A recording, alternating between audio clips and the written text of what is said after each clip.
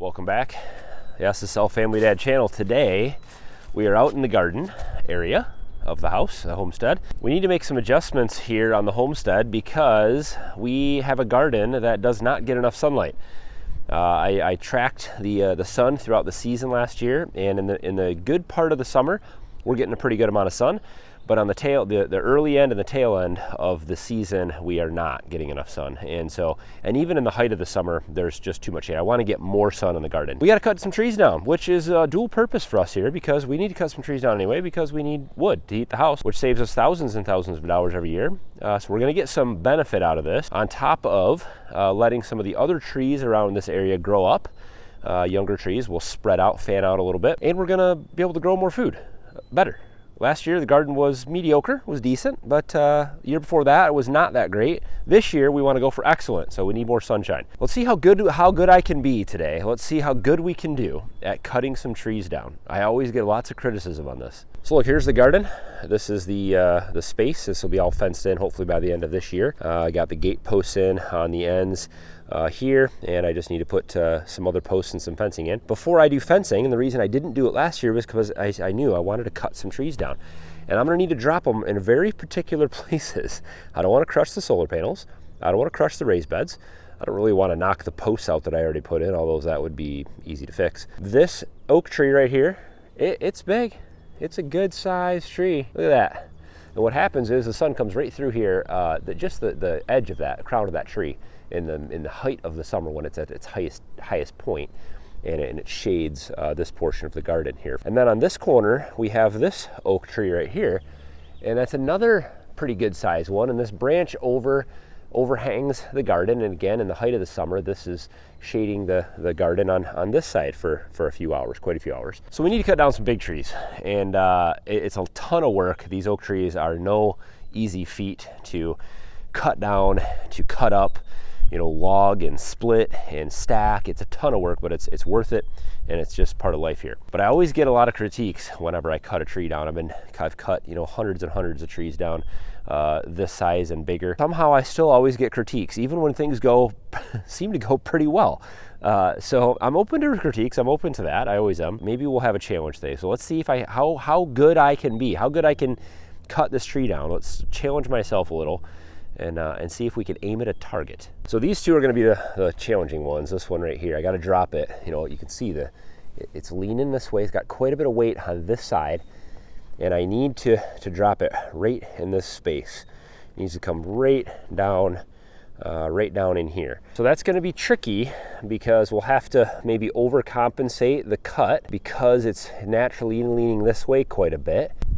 I just had a snake jump at me. So to make things more difficult, here's the tree.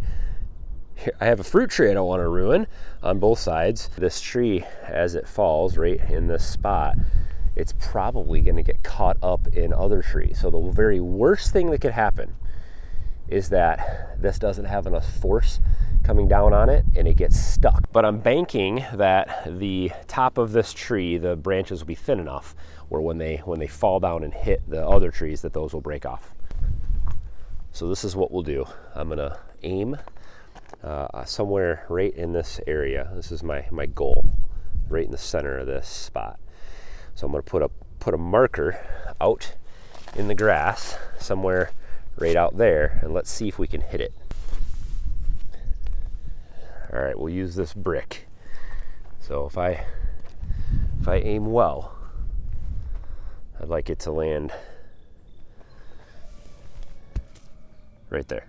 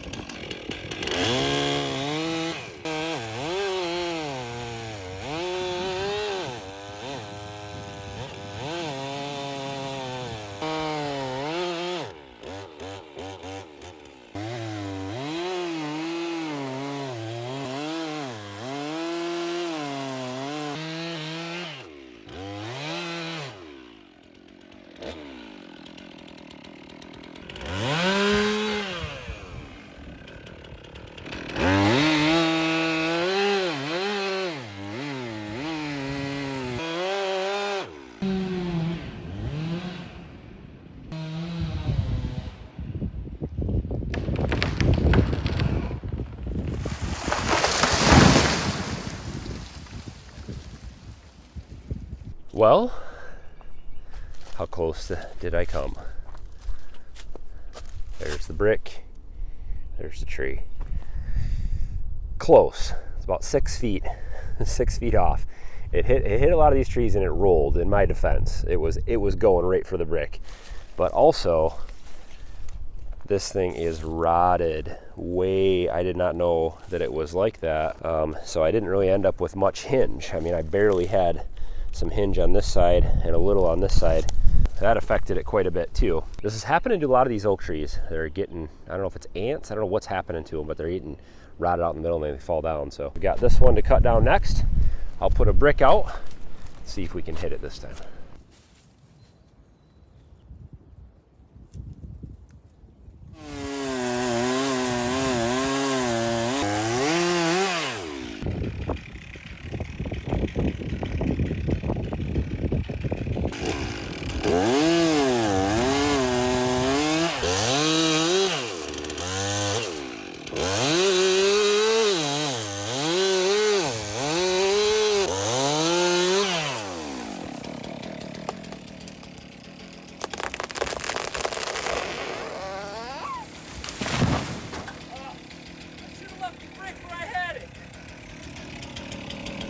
Well, that's what I get. That's what I get for cheating. I made my cut and I thought, it's not gonna hit the brick. I moved the brick over to there and it actually fell exactly where I had the brick originally. So we're 6 feet off again, but not bad. It fell, right where I needed it to, in the middle of the raised bed and the posts, and didn't hit anything except for a couple tomato cages that I forgot to move out of the way. Just talking with the SSL family mom about what we want to take down, and I think what I'm going to do is I'm going to stop with these two, and I'm going to wait. We'll get all this cleaned up, and I want to take down a couple. There's probably 4 more I want to take down. There's no sense in taking them down unless I have time to clean them up. So I'm going to go ahead and get to work. Got a lot of cutting to do. Generally, what I like to do with these trees when I have them laid down like this, I like to actually cut down as many as I can at a time and lay them across each other because it gets everything off the ground. But in this case, what I'll do is I'll start trimming all the branches back, get all the branches out of the way until we're just left with what I want to keep for firewood. And then as I'm working, you'll see me stuffing branches and things underneath the trunk, anywhere it's off the ground, because I want to keep it off the ground as much as possible. And then where it's laying on the ground, I'll generally make my cuts about 3/4 of the way through, and then I'd use the tractor or something to roll it over and then finish my cuts. I want to keep that chainsaw out of the dirt. She's been locked up because I was cutting trees down, and she's been wanting to be out here with me. Beautiful oak. It's going to burn great. Get it cut, split, seasoned, right for next year.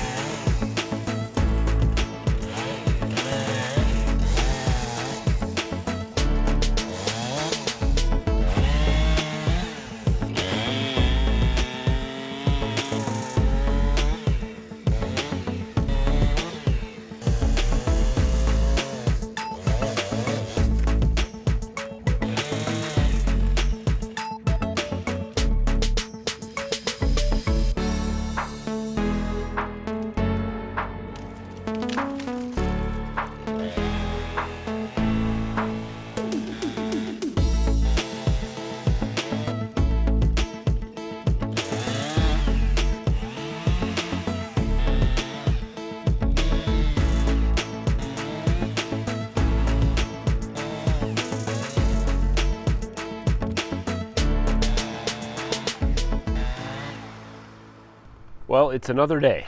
I spent quite a few hours out here cutting up wood, and we've got the big stuff is left. Well, let me show you what I have, what we've done so far with this thing, and the chain that I've been using, the saw and the chain that I've been using.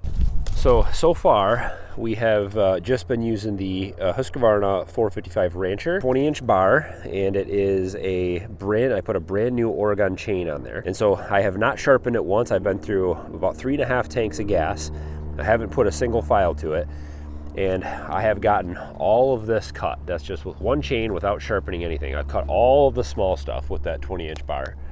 Got all the stuff over here and all the way up to there. So all the branches and all the main part, all I have left is the trunk, which is it's pretty big. It's more than 24 inches at that end. That one's about 24 inches at that end. So this is a chisel tooth chain. I do like these Oregon chains. If I could, I guess, describe it in any way, it's sticky. It has such a bite to it that, you know, if you really force it into the log, it's gonna, you know, stall your saw out a little bit. And so you have to feather it. But the nice thing about it is they're so sharp and they keep an edge so long that you really barely have to put any effort into it. I mean, you can just kind of feather through that wood, and even if it's the full, you know, length of the bar in this oak, it cuts through pretty good. So now we'll switch over to the steel, the MS362CQ. This is a 24-inch bar, same chain, but 24 inches, brand new chain. I just put it on. We'll see how much of this we can get through. Now this will work that saw quite a bit more, and we'll see how many, I don't know how many tanks of gas it'll take me to get through all this. So we'll get working on the bigger parts. So what I usually do with stuff like this is I'll just take my cuts and I'll just start laying them underneath the log since I have this gap. And then as I cut this, it's gonna just start resting on those. And that just keeps the saw out of the dirt. It only takes a couple times hitting that chain into the dirt, hitting rocks and gravel, and that chain's dull. The longer you can keep that chain out of the dirt, the better off you're gonna be, the less sharpening you're gonna do.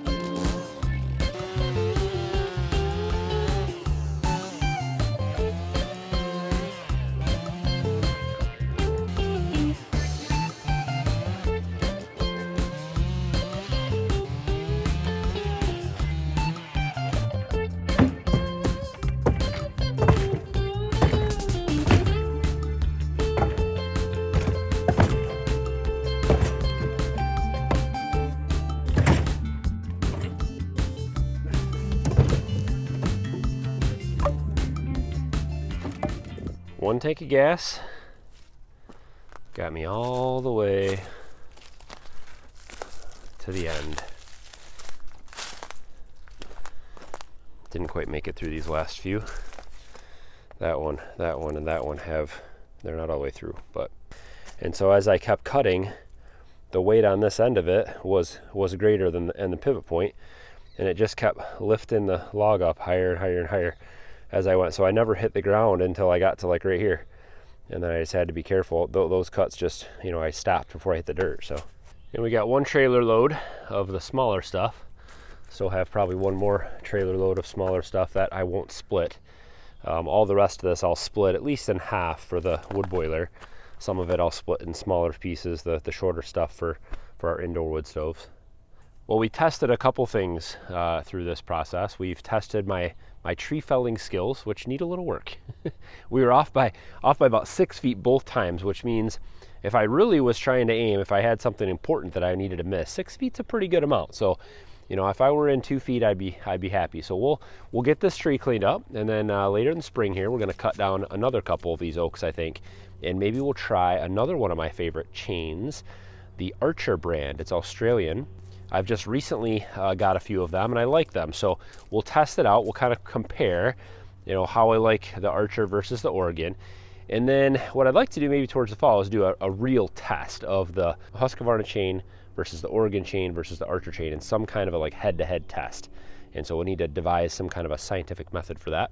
And then we'll test the steel versus the Archer and the Oregon and compare all of those three. So that should be fun. So look forward to those videos coming out later on. Thumbs up on today's video. Look forward to a wrap up on our heating season coming soon. How much wood did I burn this last year? That'll be revealed here pretty soon in a future video. As always, guys, thanks for watching.